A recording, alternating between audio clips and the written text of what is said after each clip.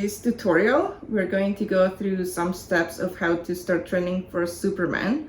The reason I like to break it down and start from the floor and even like break it apart into different isolated moves is that as a pole dancer who trains at home and doesn't have access to a spotter, I find this to be easier for me to prevent falls and injuries, and it allows me to think of what each part of my body is doing before I try to do it from, say, an invert, where I may be struggling to get into it. By the time that I finally get into it, I may be already exhausted and I may forget what I was supposed to do with my body, and I might just let go and face plant. So I don't want to do that. So we're gonna start from the beginning. This grip on your thighs is also a little bit painful if you haven't tried it before. So this will also help you condition for that grip. So first step is for Superman, just like when you do it on the floor, what you want to think about is not to make a U with your lower back. What you want to think about is extending forward and up, and it's coming from your mid back and up. You don't want to crank your neck either, and you want to make sure that your glutes are squeezed tight to help you, not get into your lower back.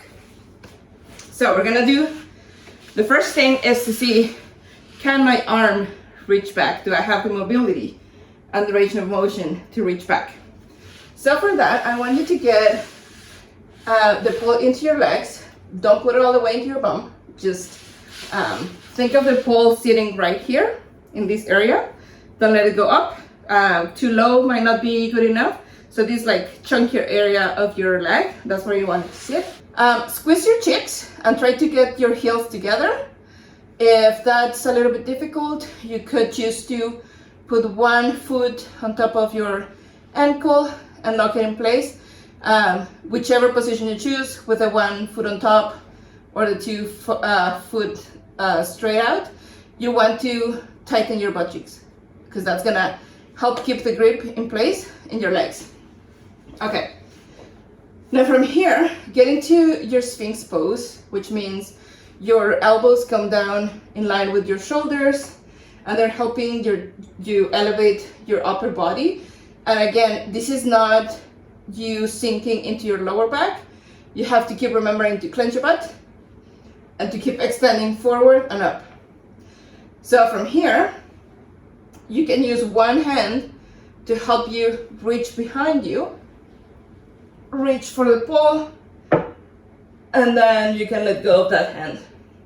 And again, everything here is tight. I'm gonna try to do that from a different angle. So my legs are in the right spot there. I squeeze them. I reach behind me. I help myself with my other hand, and I try that. If you're like, okay, my arm is ready for this, then you can start working on how does the grip on my legs feel like. We're gonna try to do a plank. So try to get the pole between your legs on the same spot again, but this time you're gonna be off the floor and you're gonna be holding your arms straight into a plank position. So look for the spot. I feel that's good. Bring my wrist in line with my elbows and my shoulders, and I squeeze and lift. Okay, my legs can take it, my arm can reach. Now I can take it to the next level. So you get into that same plank position. And then what you're gonna do, lift your feet down to help you at first. And then you're gonna try to reach with one hand behind you. Adjust that hand. Once you feel secure, lift your feet up, squeeze your legs, and then reach.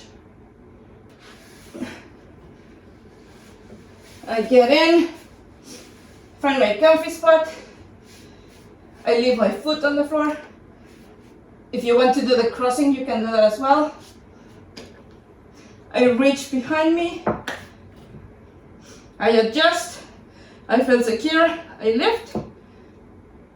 And I straight straighten.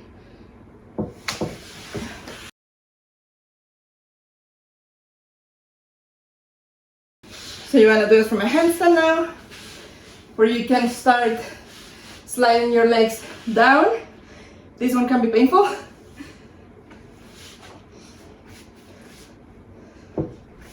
So going to your handstand, you may need to adjust your body. You can start sliding your legs down. Once you're good, you reach back and just straighten.